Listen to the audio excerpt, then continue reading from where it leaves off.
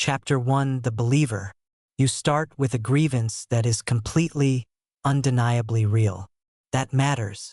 That is the part history always softens and psychology always underlines. You are not a villain at the beginning.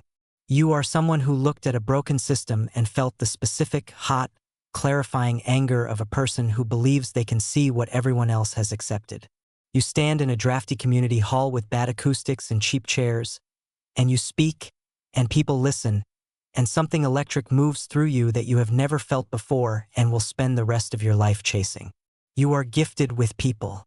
You understand instinctively that politics is not argument. It's emotion with structure. You learn to read a room the way musicians read acoustics, which register, which rhythm, which silence lands hardest. You practice. You refine. You discover that the feeling of a crowd moving with you, 300 people breathing at the same frequency as your words, is neurochemically indistinguishable from the most intense highs the human brain can produce. You want it again. Immediately, that urgency feels like passion. You tell yourself passion is what leaders need. The rationalization arrives pre-assembled. Your mind is already learning this trick, converting hunger into principle so swiftly you cannot locate the seam between them. Your first compromise is small. An alliance with someone whose values sit at an uncomfortable angle to yours, whose reach you need, whose support you accept while privately reassuring yourself that you will moderate them from the inside. You deliver a speech that is honest in feeling and strategically evasive in detail.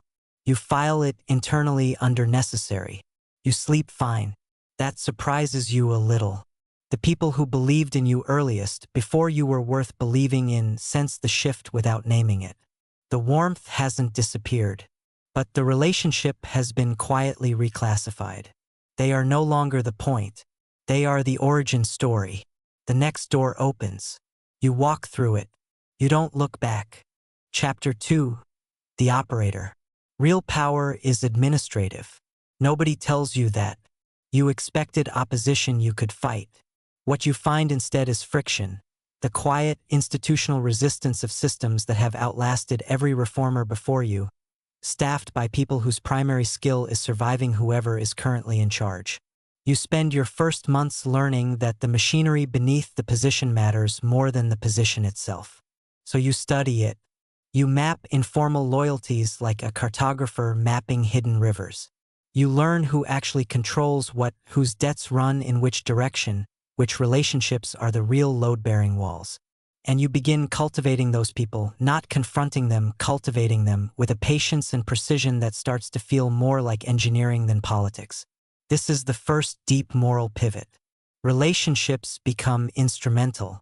Not cynically, you maintain genuine warmth, you remember names and families and the texture of people's ambitions, but underneath every conversation, a background process now runs constantly. What does this person need, and how does that intersect with what I require? You stop noticing you're doing it. That is the actual crossing of the line, not the first calculated move. The moment calculation becomes automatic. Your inner circle begins, almost imperceptibly, to self-select. The people who challenge you find the access cooling. The people who affirm you find doors opening. You don't design this consciously, but you permit it. And permission, in the architecture of power, is indistinguishable from design. At home, the person who loved you before you were powerful says you seem unreachable lately, like you're always somewhere else. You tell them you're tired. You believe yourself. The floor above is visible now, and someone is standing on it who needs to be moved. Chapter 3: The Consolidator. You reach the top, and the first sensation is not triumph. It is exposure. Raw, total, unmanaged exposure. Every decision now carries weight in every direction simultaneously. Every word is transcribed and interpreted and weaponized by someone. The position you pursued is not a destination.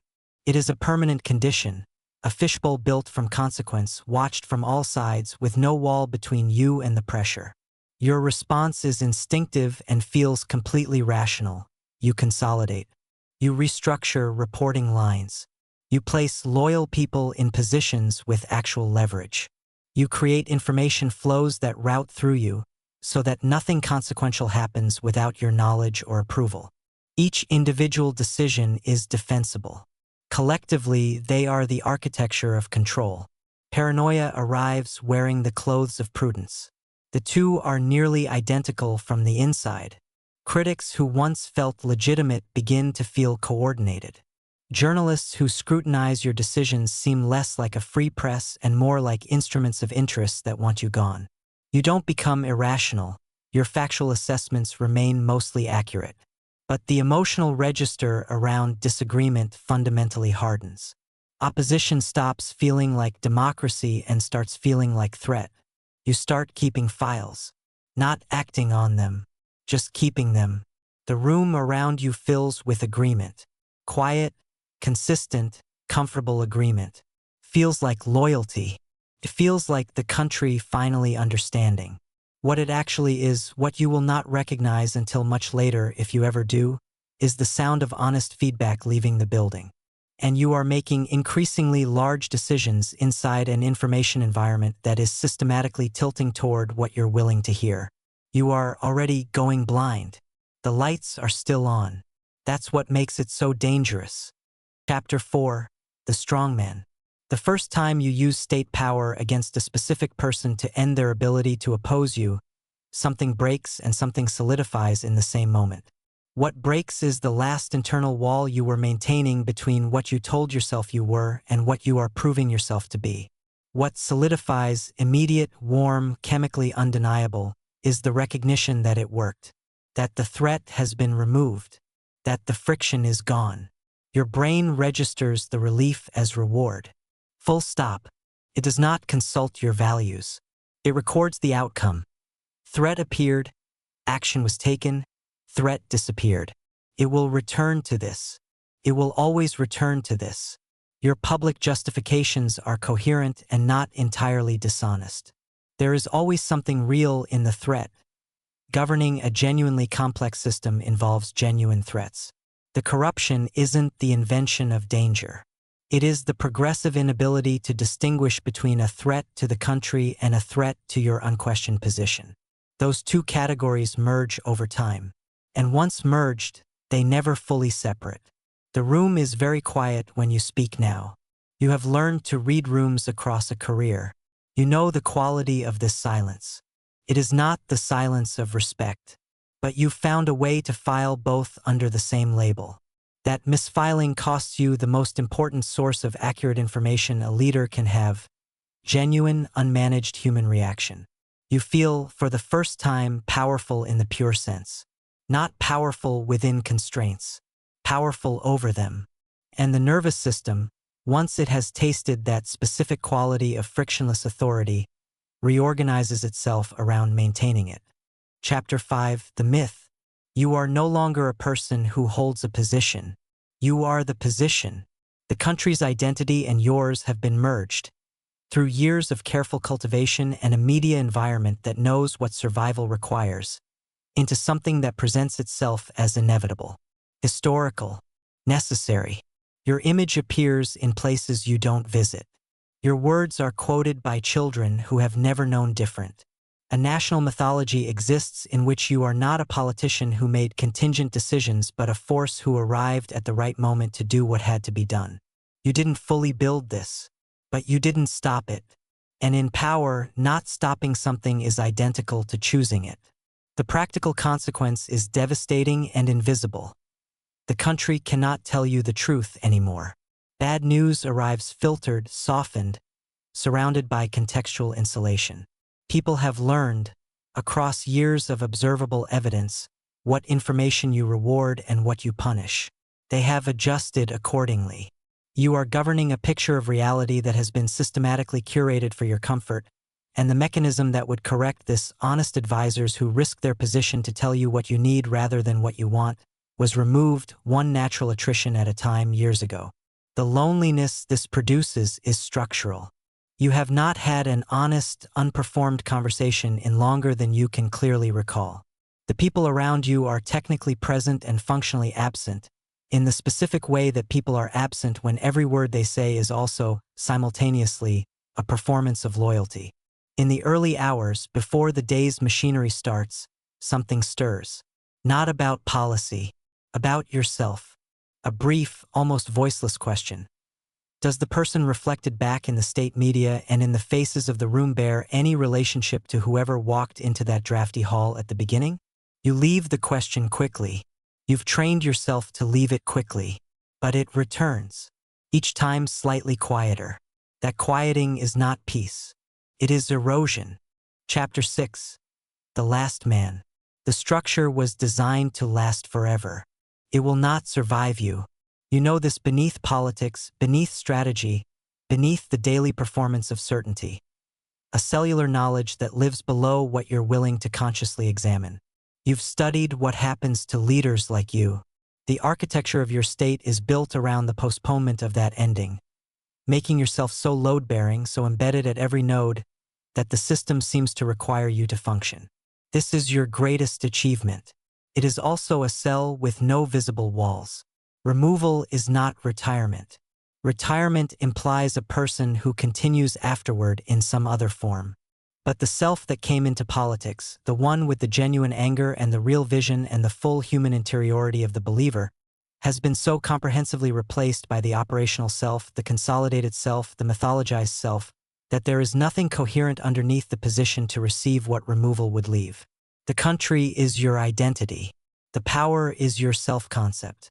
Remove the structure and there is no established interior to stand in what remains. So you stay. Not because they won't let you leave, because you no longer exist outside of this. You sit at the center of everything, surrounded by people performing loyalty, commanding real consequence, and beneath the power, beneath the complete, frictionless authority, you feel something you haven't had a clean word for in years. Something that lives below the confidence and below the mythology and below the carefully maintained performance of a man who has never doubted himself. You feel the precariousness of a self that exists only in the mirror of others' fear. You feel what it is to have traded every relationship of genuine substance for relationships of pure utility, and to have arrived at a place of maximum control with nothing left inside the control worth protecting. You look at your hands. These hands that signed documents and built systems and rearranged the material conditions of millions of lives. And somewhere behind the image in the window's reflection, just barely, just for a fraction of a second, before the mask reconstructs itself, you see the person who stood in that cold hall and meant every word. They cannot help you now. They left a long time ago, and they didn't leave a forwarding address. Doctor's diagnosis, the psychology of this life.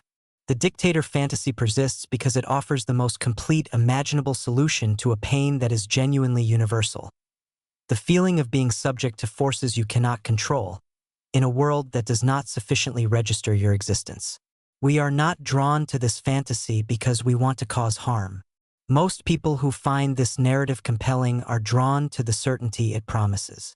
The solidity of a self so unambiguously defined by its position that it cannot be questioned, dismissed, or made irrelevant.